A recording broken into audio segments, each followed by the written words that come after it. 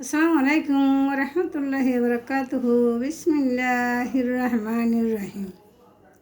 দুনিয়াতে তাকিতে মাগো নামাজ কোরআন পড়ি নাই, তাই তো মাগো আমার ভাগ্যে কবরে সুখ মিলে নাই।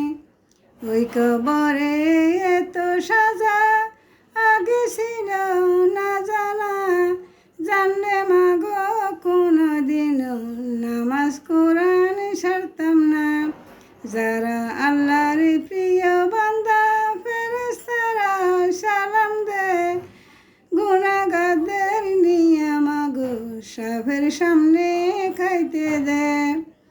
আরো কত সাজা মাগো অন্ধকার কবরে দে, বলতে গেলে কষ্টে মাগো বুকটায় আমার ফেটে যায়।